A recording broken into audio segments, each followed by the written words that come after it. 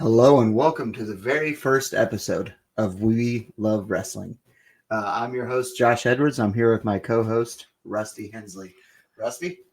Hey, Josh, I'm really looking forward to getting started with this. I have been looking forward to this for a while now. Yeah, we've kind of been throwing around the idea for a little bit, but I get these strokes of I don't know, maybe I'm having a stroke, but I get these times where I'm like, you know what, let's just fucking do it.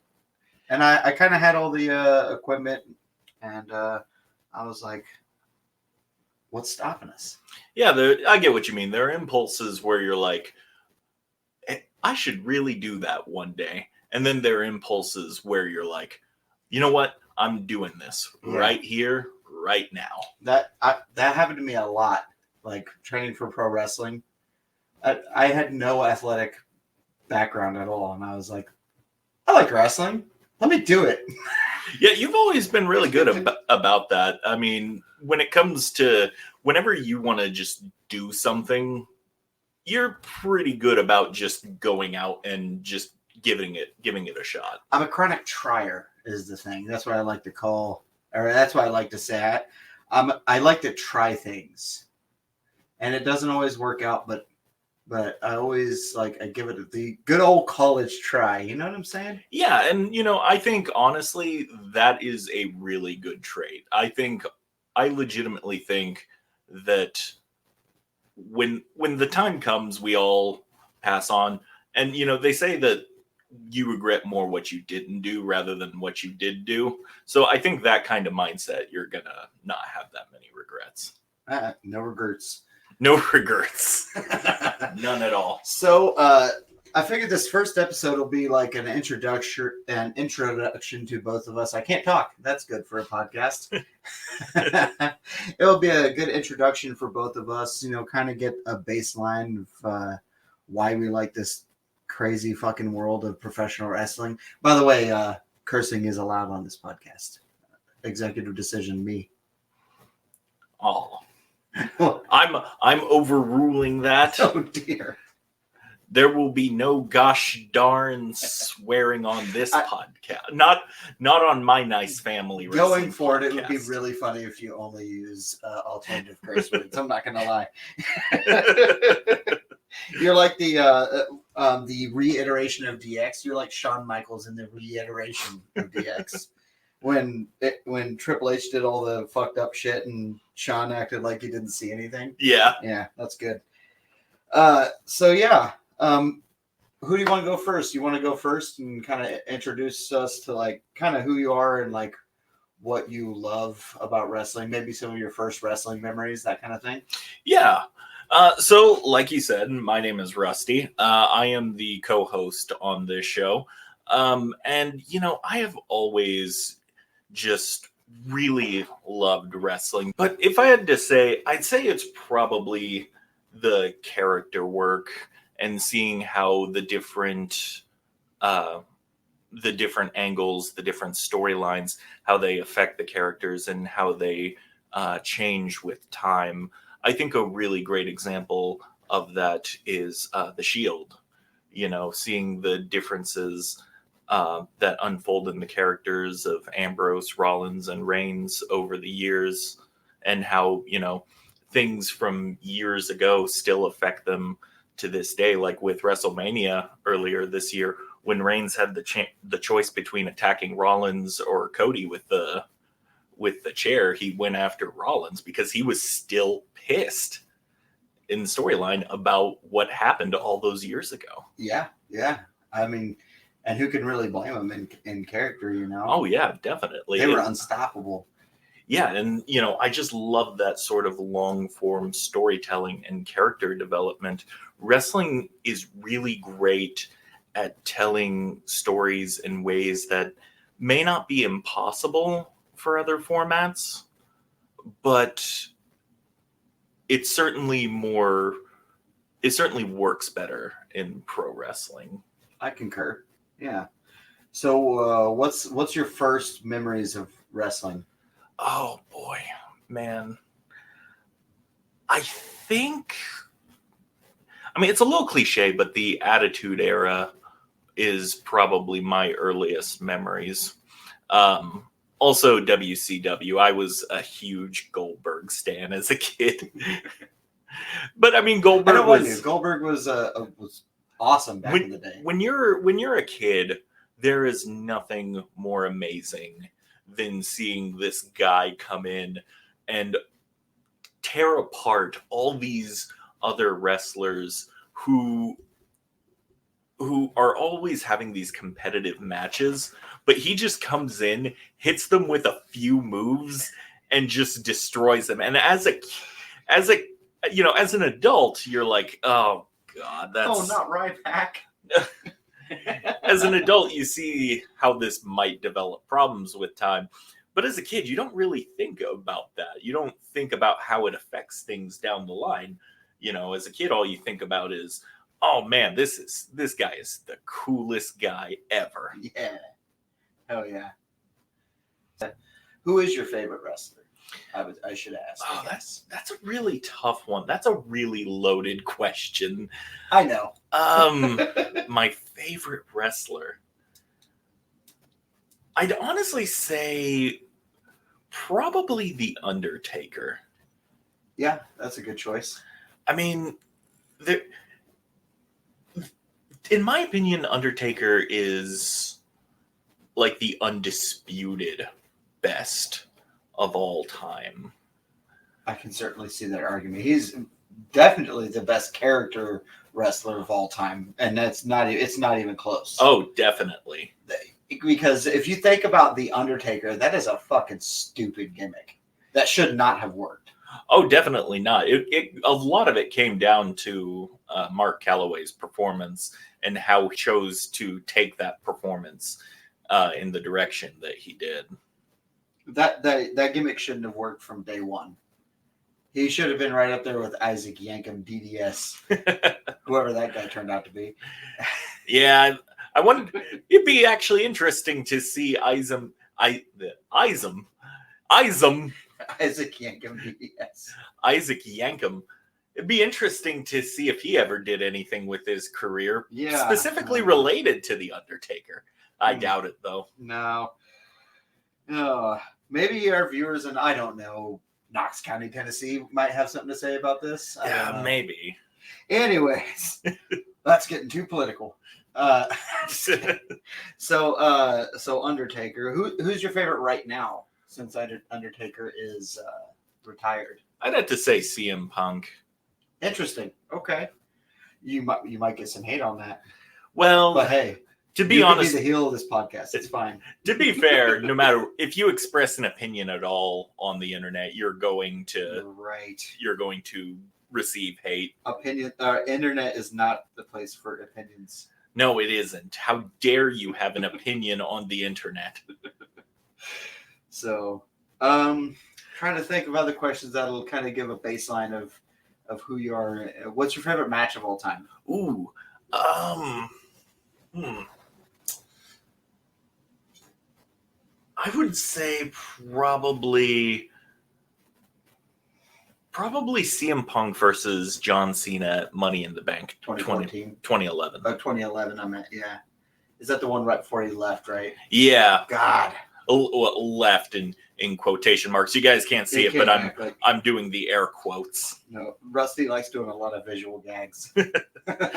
You can't see it, but I'm just the funniest guy. Yeah.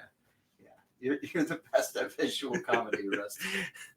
That translates well to a podcast. That's why we have an audio. But that's a great choice. That's up there for me as well. That's a fantastic. God damn it. He's making faces. That's a fantastic match though. Man, that whole CM Punk rivalry with Cena was unbelievable, honestly. Oh yeah, the way those two just really went back and forth at each other. Yeah. Now everybody shits on CM Punk, but I think they forget how fucking over he was in 2011.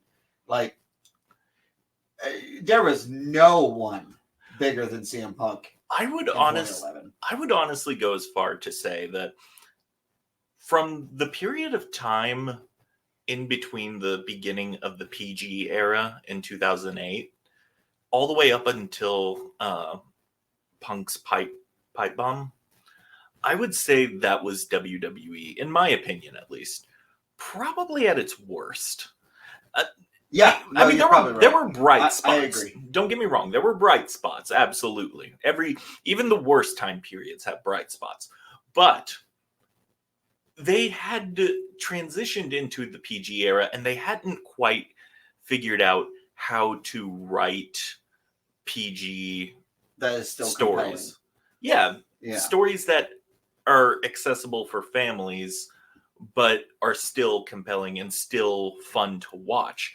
And they up until that point, they had kind of just relied on, immature jokes and storytelling and shock value, shoving Canadian flags up noses. Yes, yeah, that was the kind of thing you could expect. But since they hadn't figured out how to transition away from that, it led to one of the worst time periods in my era, or in my opinion, of wrestling. And I think that the Summer of Punk, what makes that so special is it really shook something loose right there. Yeah, it really felt, and I know at the end of the day it was mostly planned, obviously, because it's a show, but it really felt like Punk was saying, fuck all this. I'm going to do what I want. Well, I've seen his, he had a DVD released sometime in between a few months to a few years after, I can't remember, where he talked about that. And he said that what happened that night was he came in and somebody said, hey, you're going to love this. And he's like, what's that? And they tell him, we're just going to give you a mic and you can just say what you want. And he sure the fuck did, didn't he? Oh, he absolutely did. That pipe bomb, holy shit. And I think that's probably my favorite thing about Punk is he can just talk in a way that you just don't see anymore. Right. Or rather, you don't see very often anymore. All right, so I feel like we've talked about me enough. Why don't you tell me a little bit about what you like? What is it about wrestling that you find so compelling? Puppies? No, I'm joking. No, I'm leaving that shit in. Oh, okay. No, honestly, it's the drama. It's the real life and fake stories that unfold. And the fact that, like, for me, I like to overthink things. So I'm like, when dramatic things are happening, I'm like, how are they actually like feeling right now? Like how are they acting so well? Right. Like, people don't think of wrestlers as good actors, but like, look at Roman Reigns right now. Oh, absolutely. He's a phenomenal actor. His facial expressions. They're like, in the middle of matches, he's making facial expressions at the crowd. Like, I don't think many people realize like how important that is. I mean, if you really look at the history of wrestling, you can almost it kind of works in a way where the best wrestlers, or people who are viewed as the greatest, are pretty much always the best actors as well. Right.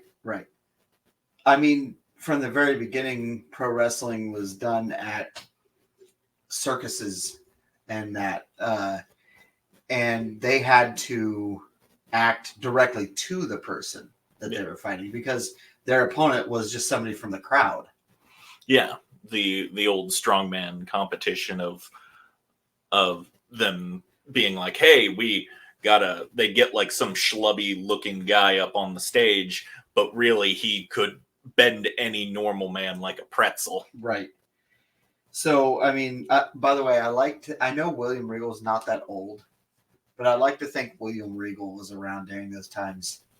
I don't know why. He seems like he would be. I get what you mean. He looks like he would be. He looks as if he would be at home in a black and white photo. Yeah, I think he hasn't aged either. What the fuck? Anyways. Random William Regal tangent. Anyways, that has been our William Regal corner. Tune in next week for more William Regal. Listen, I will talk about William Regal. However, I fucking love that guy. He is very underrated. He's one of the greatest. He's like the blueprint for a perfect heel. Just the way he walks with his hand behind his back, it's fucking chef's kiss. It's just little touches that are incredible. Anyways. Yeah, it's all the subtle nuances that he gets down. That's the kind of thing, because I am an overthinker. That is specifically. This is a good transition back into the question, because that kind of thing is what I love about professional wrestling. Yeah, like those little touches that just come together to make just like a chef's kiss moment. Even the sad moments are what make me feel connected to wrestling, like the death of Eddie Guerrero. It's super sad, and one of the literal saddest days of my childhood. But also, it made me feel connected. It made me feel connected to other wrestling fans. Like, if I look at a wrestling fan, I could say Eddie Guerrero. We both might cry. Like I don't have to know if that person likes Eddie Guerrero, because everybody fucking loves Eddie Guerrero. Oh yeah. There are things like. There are certain people that might be controversial, but then there's other people that are like, well, I know he loves Eddie. Oh, yeah. But you don't like Eddie Guerrero? Sorry, didn't realize you didn't have a soul. Facts. Exactly right. But, I mean, that kind of thing, just being connected. And I especially love it when I see, I'm listening to music. I listen to a lot of rap. And every time somebody says sweet chin music, I'm like, yeah, it's the thing. I don't know. It just makes me feel like I'm kind of in a club. Does that make sense? Yeah, I get what you mean. It provides a real sense of community. Yeah. I've never felt more at home than I really do when I'm in the crowd at a wrestling show, in a lot of ways. I feel the same way when I'm refereeing, because I just have the best seat in the house, and the entire time, especially at the federation that I referee at, the crowd knows me so well, they'll talk to me. I'm like, come on, ref, you see it. And I'll just walk to the ropes like, hey, what do you expect me to do, man? I'm over here trying my best. I just thought of the time when I went to the show one of the shows where you refed, and I called you Lance Storm. This is gonna come up, so we might as well bring it up now. Oh yeah, let's talk about this. On this podcast, Lance Storm is a god king. He is the one true god of professional wrestling. I mean, name one wrestler with more charisma. Hey, careful! You're getting close to blasphemy territory by laughing. You'll hear us make references to Lance Storm. It's sort of an inside joke, but I kind of want to let the audience in a bit. We clearly, I'm gonna go out of the joke for a second. We clearly know Lance Storm is not charismatic whatsoever, and probably has the charisma of a wet paper bag. Now that is, I feel, is a bit harsh. Okay, maybe he is a phenomenal human being. Have you seen in real life? He's really fucking cool. Have you seen some of his promos in WCW? Yeah, they kind of lean into the whole him not having a charisma thing, which almost makes it turn around and go to the point of him having charisma. But the joke goes back to, I think it was WrestleMania 34. Yeah, that sounds right. Where you came over to my house to watch it, and I don't remember how the joke got started exactly, but every single time there was they were hinting at a small reveal or a small surprise. We started going, you know what would be the best reveal ever? Lance Storm. And now it's got to the point where every time we see a botch, we're like, you know who wouldn't have made that botch? Lance Storm. Or you know what would make this match 10 times better? Lance Storm. No, I'm not gonna lie. And viewers be warned, if Lance Storm ever comes back, the next episode is gonna be fucking wild. We will stop whatever we are doing that day, and we will come in to record, because that is how much we care about Lance Storm. I wish I knew his middle name so I could be like Lance Keith Storm. We should honestly, we should do like a yearly episode about Lance Storm. I love it. I love it. Make it like our Christmas. Oh my God. What if anyways, Lance-mas. What if I got Lance on this show? Hey, Lance Storm, if you hear this, come on this show. We'd fucking kill to have you on. Even though I said you have the charisma of a wet paper bag. He's wrong. I'm wrong. I'm wrong. He is absolutely wrong about you, Lance. I am. And we'd love to have you on. But anyways. So now if you ever hear us just talk about Lance Storm or bring him up randomly throughout the podcast, that's why. We're not ripping on him. It's just an inside gag. All right. So we talked about what it is you found great about wrestling, why you find it so compelling, why you keep watching after all these years. So why don't you next tell us, how was it you got into wrestling? I used to stay up later than my mom wanted me to. Her room was upstairs, my room was downstairs, so I kind of had my own reign in my room. So after I quote unquote went to bed, I'd turn on the TV, and I was not particular as to which show I watched, whether it was WCW or WWF. In fact, probably at the very beginning, I didn't really know the difference between the two. I was pretty young. I don't know any age, maybe 10, 11. I kind of just caught wrestling whenever I could find it. And I became a huge Kevin Nash fan, actually. Kevin Nash ended up being my favorite for a long time. Big sexy. I don't know. One of the first bits I ever watched was the Hogan getting thrown into a dumpster and then hit with a fucking truck or a car. And wasn't it Kevin Nash driving? Yeah, I think you're right there. Again, it was when I was a little kid, so. But as far as I remember, that's the first real bit I remember, right? And it kind of had me hooked. I was like, holy shit, this guy just got hit by a fucking car. How'd they do that? Like, how'd they fake that, right? You know, it kind of just hooked me. And then fast forward a few years, and I started, like, realizing I had to form an opinion. I can't just be like, wrestling is cool. And so, like, I started really paying attention to the characters, and that's when I realized how fucking good Shawn Michaels is.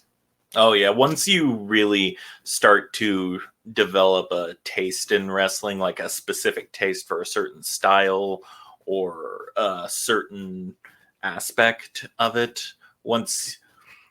this sounds a little pretentious, but once you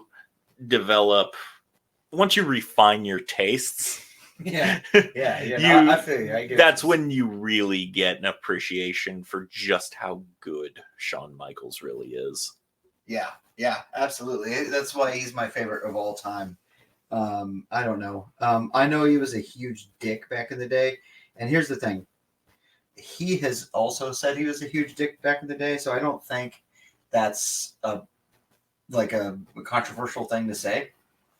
He was clearly a dick. But hot take here, Shawn Michaels used to be a bit of a jerk. Yeah. Very hot take. And I'm fairly certain Shawn would agree. Or Michael, if you want to be a fucking Mark. Michael Hickenbottom over here. I love being a Mark. I am a Mark, but also you know, you want to hear my biggest mark moment? When I trained for professional wrestling back in 2008. I know you know this, but for the audience, I wore I remember this story. a belt buckle replica of the spinning championship. That one. That for those at home, I have my son has a spinning championship replica, one of the plastic belts, and I wore it was metal too, full metal. First of all, wearing a big ass metal belt buckle into a wrestling ring, bad fucking idea. Second of all, I got the shit chopped out of me. Everybody's like, all right, fucking line up. Everybody. I thought they meant line up, like us rookies line up.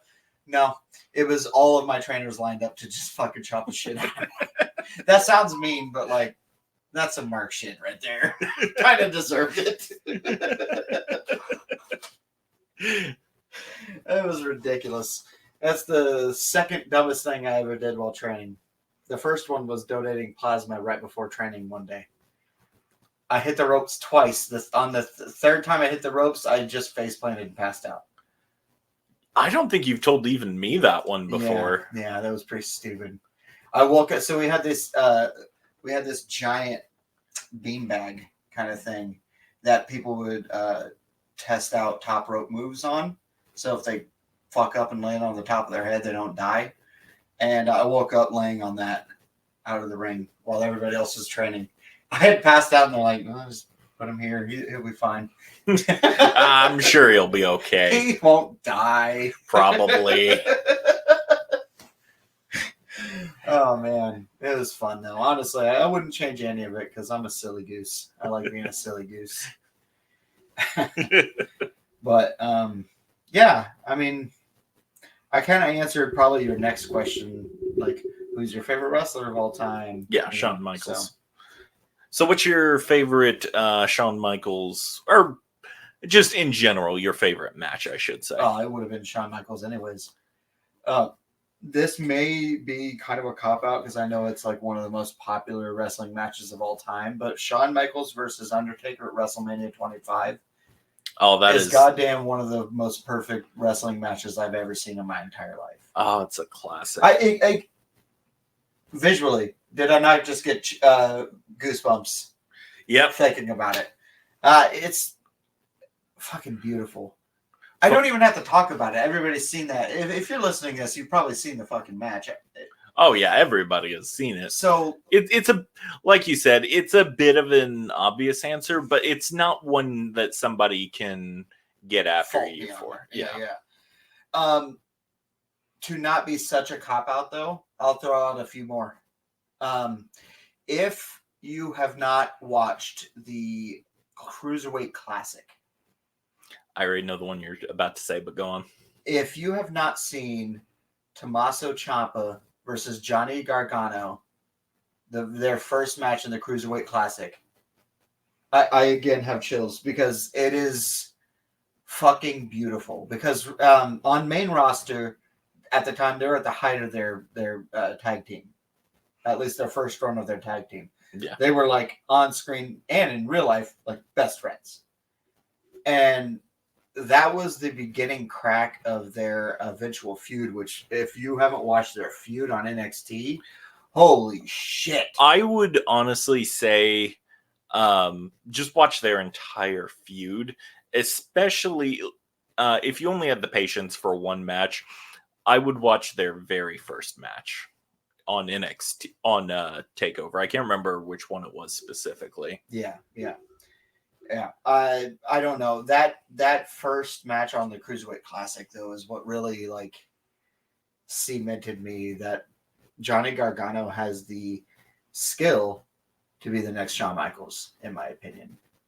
Yeah, I would agree with that opinion. That I would say there may be a few things about him that would need some work first. I mean, I always feel that it's not a good idea for me to criticize any wrestlers. Speaking as a guy who has never wrestled a match. Yeah. I could say I've wrestled a match, but it was a battle royal, and I don't know if I really have that. I do referee, and I did train though. And I've done like practice matches, but never in front of a crowd. Besides that battle royal, but I mean, I guess I have a little bit of say, a little bit of place to say stuff. I don't know. I'm rambling. But yeah, anything with Johnny Gargano and Tommaso Ciampa, honestly, you're not going to go wrong. It's that's some crazy shit. Currently, I think one of my favorite wrestlers is Rhea Ripley, though. Oh, Rhea Ripley, She's she is fucking phenomenal. Yeah, yeah. It's a real shame she has to take that time off right now. Again? Wait, hold on a sec.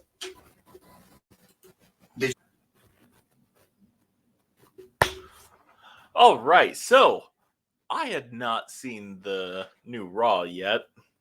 Busy week and whatnot. Yeah, I did not know Rhea had returned. What do you think? I think Liv is going to die. Yeah, I think she's going to be ripped into dozens of small pieces. Yes. So that was fun. I got to reveal something to you there.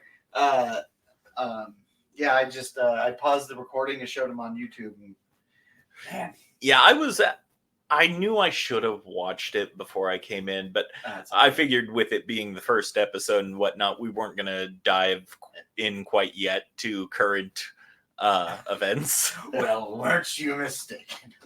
I was a fool. Fool. Oh, no, it's fine. But yeah, Rhea, holy shit, man. She's a fucking star. Oh, absolutely. She's over as fuck too. So yeah, potentially unpopular opinion here. Potentially. Okay. I think Rhea will probably go down, like not right now, but I think by the time her career is over, she will probably go down as the greatest women's wrestler ever. Potentially even more spicy opinion. I already think she is. Oh yeah? Yeah. Well, it's hard. I know she hasn't done that much. She's only won one championship. Right? Yeah. I put the potentially on there because you never want to say for sure until the career is over. Yeah. I mean, there are women like I'm not a big fan of Charlotte Flair, but like you have to give it to her. The lady is more talented than her 16-time world champion, fucking legendary father. Talent-wise, she blows him out of the water. Now, character-wise and just impact-wise, fuck no. But like, I've heard her compared to, in ring-wise, a female Kurt Angle, and yes, I think that's fair. I think that's a very apt description. I concur. You know what? I'm not going to diss wrestlers because who knows who we have on here. And I don't want to necessarily diss her. She just isn't my taste. I personally just don't think she's that charismatic. I mean, yeah, fair enough there. It's just my personal opinion. Yeah, everyone's entitled to their opinion. Sometimes I like to be spicy just to be silly and like kind of be like controversy creates cash, fucking Eric Bischoff over here. And I like to say things like, I think Lance Storm has the personality of a wet paper bag. And then immediately I go, wait, I don't actually think that. That's not like, sometimes I just say things to be funny. I mean, like I said, I tried. He has more personality than that. I tried to avoid giving any true criticism, any serious criticism, because I just feel coming from me, it's not really, I don't want to say not valid, but yeah, you're not Dave Meltzer.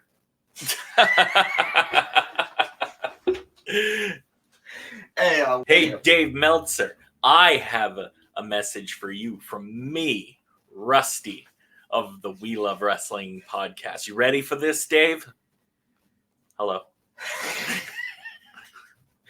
Hope you're doing well. Okay. Well, my message for Dave Meltzer is, much like Charlotte Flair, you're not my style. I'm not a fan. It's fine. Not everybody has to be a fan of everybody. Yeah. I have spicier opinions, but I'm gonna dumb it down for the show. I've said it on Facebook. If you find me on Facebook, you can find my real thoughts on that. But I wouldn't say it's dumbing it down. More just being civil. No, I'm kidding. That was a fake clap. Was it? That was a work clap.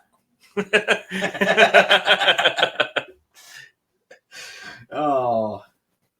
So it occurs to me that it would probably be relevant if we talked about how we met and our history and everything. Yeah. So Rusty and I were taking criminal justice classes at our local college. Yeah, we had the same major, so we had a lot of the same classes. Yeah. It may have been interview and interrogation, actually. Did we take that together? I feel like it was ethics. Yeah. Ethics and criminal justice? Excuse me? That's a joke, kind of. All right. It's like 99% a joke. Yeah. 99, sure. All right. But yeah, there was no cuts. There were no cuts there. Anyways. We took several of the same classes together. Yeah, I was trying to think how the discussion of wrestling even came up, but honestly, I know. I mean, I don't remember specifically, but I know how it happened. Because every time I meet somebody that I'm like, oh, this person's pretty cool, my first question is always, are you a wrestling fan? Because if you are, holy shit, now we're best friends. I think we were working on a project together, but I can't say for sure. Yeah, you're probably right. It's funny. I'm like, oh, hey, we should probably talk about our history together and how we met. We have no fucking idea. It took place in a college. We met each other in college. We were in France. Not at all. Community college. I do remember one thing, especially when we were starting to really get to know each other. It was about time for Christmas break one year, and I was thinking about like Christmas gifts I could get people, and I saw that the local movie store had The Wrestler on sale, and I thought, that would be a great gift for Josh. And I can't remember did we actually go through with it? I don't know. I want to say we did. I got the movie The Wrestler, and I brought it in the last day before Christmas and gave it to you, and you gave me a Christmas gift as well. Oh. And it was also the movie The Wrestler. I forgot that. I completely forgot about that. Yeah. Holy shit. I can't believe I forgot that. That's hilarious. Yeah, because we'd been friends for a few months at that point, and I'd say that was when we really realized, oh yeah, we're not just friends, we're best friends. Yeah. And I don't think you had the movie, did you? No, I'd seen it before on, I think, streaming. I can't say with 100% certainty. It's been so long. That's a fantastic movie, by the way. Even if you're not a wrestling fan, which if you're not, why are you listening to this podcast? But we should probably do an entire episode just talking about that movie and what it has to say about wrestling in general. One little tidbit that we can say right now is I have heard that Ric Flair was not happy about it. I've heard a lot of people, specifically the older generation of wrestlers, really thought it hit a little close to home. And if you haven't seen the movie, give it a watch. You'll see why it probably did. I've heard some people say it's maybe a little too negative. that maybe it shows too much of the negative sides of being a pro wrestler, but not the positives. It's like all those World War II movies that were too realistic and gave all the veterans PTSD. I think but Saving Private Ryan. But instead of that, it's old wrestlers wanting cocaine again.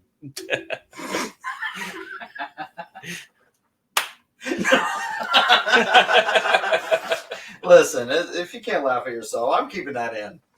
You know, it's a harmless enough joke. It's not as if you're calling out anyone in particular. Yeah. For the record, we are not saying anyone in particular has done drugs. Oh, come on. You know, Redacted did all kinds of drugs. Well, Redacted, of course. Watch, a wrestler named Redacted is going to see this fucking lawsuit against us. Honestly, I would welcome it at that point because that's hilarious. That would be We got sued by Redacted. It'd be the most confusing lawsuit ever when it goes through all the paperwork. I would release all the court documents, but I would black out his name and all of it. The most... Okay, see, that's some dumb shit. Okay, so here's a good one. Every wrestling fan, especially people who were wrestling fans when they were kids, came up with their own wrestling character, who they would be, right? Yeah. What would your name have been? You see, I did think about that as a kid, and I had thought of my first name for my ring name would be Rob, but I could never think of a really good last name. Van Dam. I think that might be taken. I can't put my... Conway? No, that one's probably good. Yeah.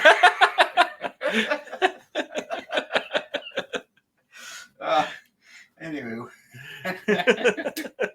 So, did you have a finisher that you figured out? What did I want my finisher to be? I mean, when you're a kid, you just want whatever your favorite wrestler's finisher. Yeah, you're right. To so be. You would just do the fucking. It probably would have been the Tombstone or the FU or. Oh, sorry, the AA. yeah. Or, what are you talking about? It's PG, man. PG. Hey, do you think when they go to Netflix in 2025, if Cena returns, they're gonna start calling it the FU again? That would be sick. I'm not sure, to be honest. That would be pretty fun. If Battle Rap Cena comes back too, fucking incredible. That was the best part of the PG era. It wasn't really the PG era. It was Ruthless Aggression, which was kind of leaning into the same era. Yeah, I mean, Ruthless Aggression was, I would say, probably a more well-formatted version of the Attitude Era. We're definitely coming out of the PG era. Yeah, definitely. One might even argue that we are past it. Oh, we're way past it, I think. I personally coined this the indie era.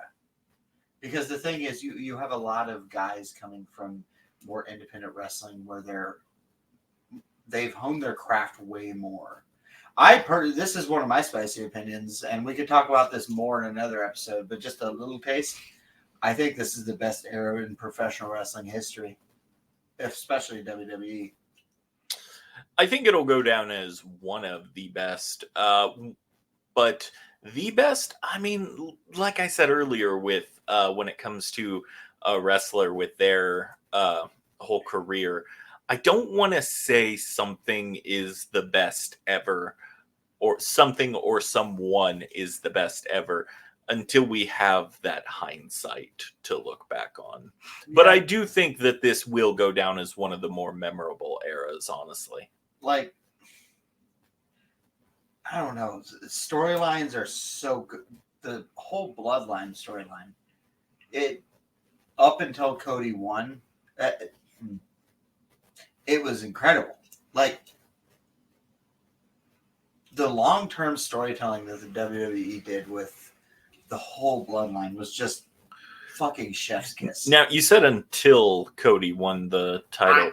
I think the whole Solo thing is just, it feels It's weird. not Now- working it for you. Now, Not working. I For don't you? like it now. However, when Roman comes back, we'll see how that goes. I think Because if the payoff is an incredible like Bloodline Civil War, and it goes over well, like the Bloodline Civil War match goes over well, that'll make it all worth it, in my opinion. yeah, I think they're bringing in too many new names. I don't give a shit about them. I know a lot of fans might have seen them in other stuff, and they're like, "Oh my god, he's here!" And I don't know these people. having the Bloodline story without Roman, I mean, it's essentially having just telling a story without the protagonist being present. Yeah, and that's essentially what he's been for the last 3 years, the protagonist. Essentially, at least when it comes to the Bloodline story. And really, the WWE period in a lot of ways, honestly. Yeah, I mean, yeah. Roman has been probably the most influential wrestler of his generation. A lot of people say he's the GOAT, and it's hard to argue. I don't necessarily agree, but it's hard to argue. Oh, absolutely. Absolutely, Like- it's hard to argue. I'm excited to see where this goes. But that's, current events. We can get into that another time. We could do an entire episode, and we probably will, on the whole Bloodline storyline. Yeah, we could do an episode doing Like a look back. 5-part one we probably could do, actually. There's so much to unpack with the whole Bloodline storyline. Oh, absolutely. so- It's almost its own. It's almost. I would say it's like an anime. It's got arcs. yeah. We might have to create a whole nother podcast just for the Bloodline shit. Welcome back to episode 3196 of a look back on the Bloodline. We're going day by day, even the days that nothing happened. On days when there were no wrestling. Exactly. Like, oh man, do you remember how tense this day was? What do you think Roman was doing in storyline at this moment? Shopping. It- in character, like, okay, so it's clear that the character on the screen is not the real person. But we have to say, okay, then canonically that person exists in canon. So what do you think the canon Roman Reigns, like, what do you think he eats? I'm imagining him at the grocery store right now, and he's holding 2 boxes of cereal, one Raisin Bran, one Honey Nut Cheerios, and he's trying so hard to decide between the two. He's in his full gear outside. No shirt. Yeah, no fucking whatever it is called. I think, is it Lay? I'm probably wrong. I forget what it's called. He's got the title around him. Paul standing next to No, him. yeah, he doesn't have the title around him. Paul is carrying the title next to him. Wise man, which box should I choose? The Honey Nut Cheerios, my tribal chief. Thanks, wise man. I'm going with the other one. An old woman walks by him. Acknowledge me. Excuse me, Sonny. Can you please hand me that box of Fruit Loops on the top shelf? I can't reach it. He's doing a physical gig.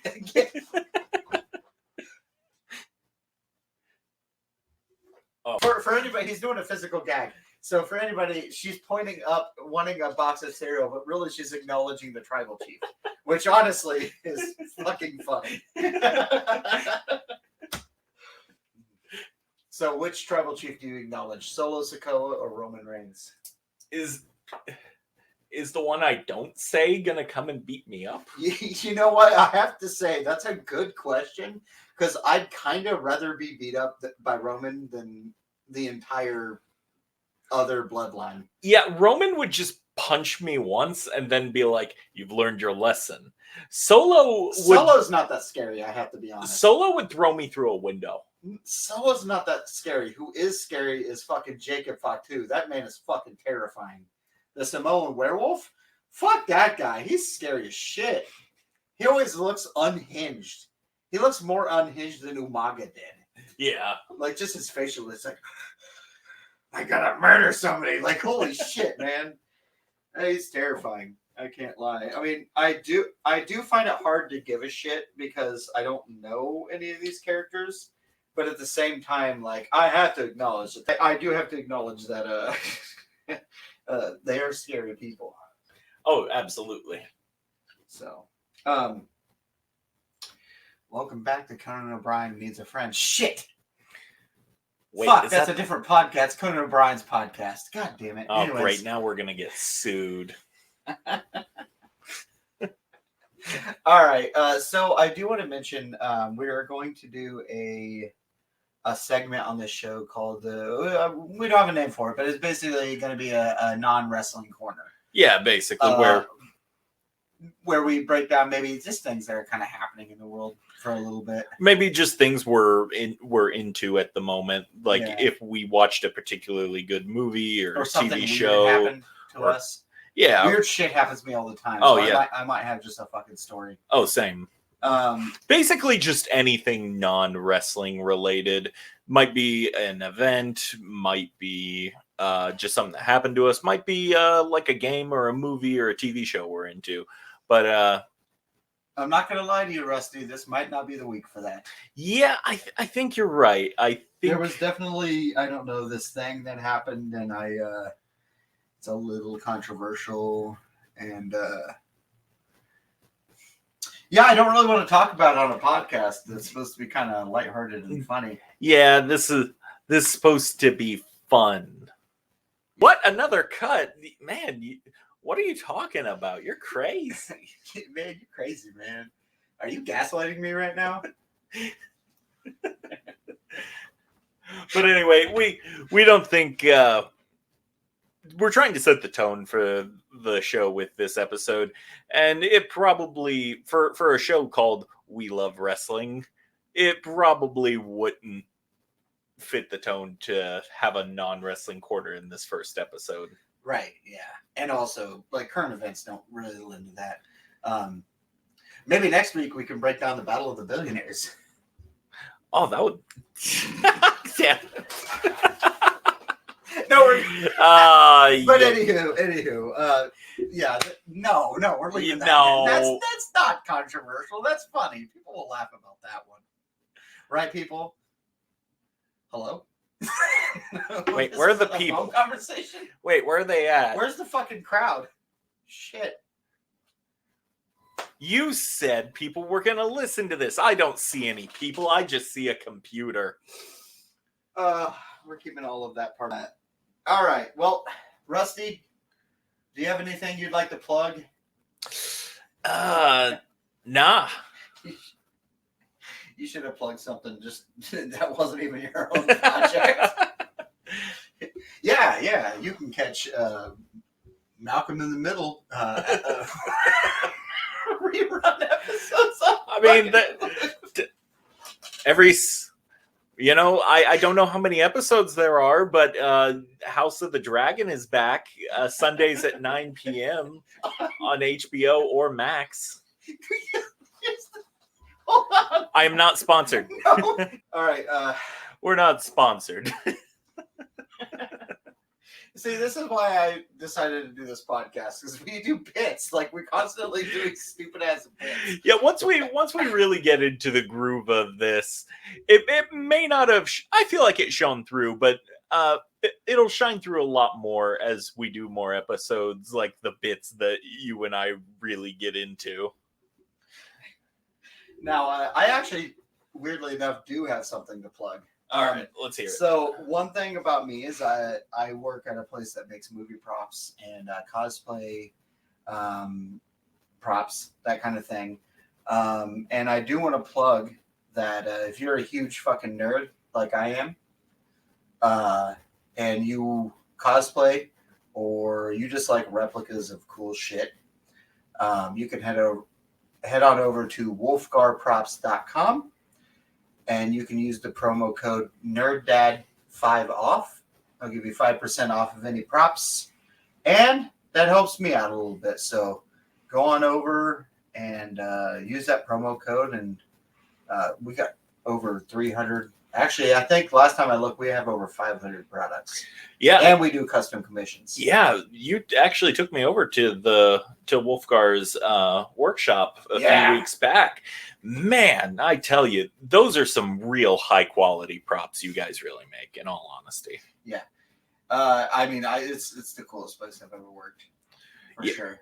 Yeah, it is nuts just how detailed and just how accurate these things really are. Rusty may sound like he's doing like an ad right now, but I'm telling you right now, when he walked into the shop, he was like fucking the nerdiest nerd. I loved it. I'm not making fun of him. It was awesome. But like, he was like, holy shit.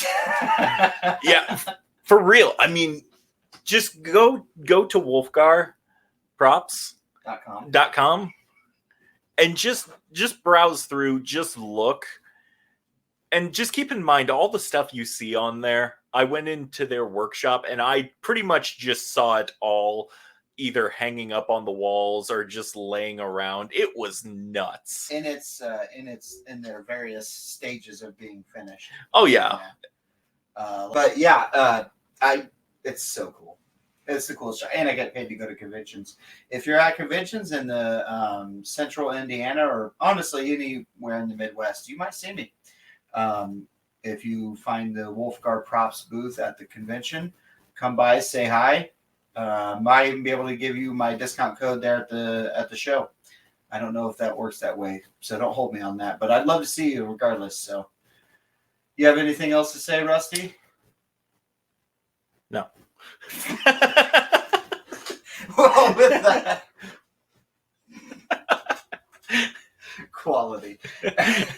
Well, with that, I appreciate you guys listening, all three of you. No, we appreciate you listening, and we look forward to bringing more of these in the future. We really appreciate both of you listening to this. You're the best parents ever. I was just about to say, thanks, Mom. Thank you to both Josh's mom and my mom for listening to this. At least your mom likes wrestling. Yeah. My mom, kinda. I will say a quick, cute story about my mom. The other day, she called me and she was going through A&E, like their basically a catalog of shows. And she was like, have you ever heard of it? She was in the section where it was WWE wrestler like biographies. And she's like, have you ever heard of blank? And I would just throw out some random fucking story about that wrestler because I am like a fucking encyclopedia in my head of wrestling knowledge. And so I'd break down like, oh my God, when she was like, have you ever heard of Eddie Guerrero? I'm like, no. Who dat? I was like, oh, okay, well, I'm going to cry now. Well, I was like, and then I because while she's not like a big fan, she doesn't watch, she does like things like that. And so I'm going to have her watch the Bray Wyatt documentary. Oh, you'll have to. It's phenomenal. Oh, you'll have to talk about that on here, what she thought of it and what her reaction was and everything. Yeah, absolutely. Be fun to have her on. Oh, that would be. She's a fucking crazy person. I love her to death. Okay, well, for Rusty and I both, we really appreciate you guys listening, and podcast out.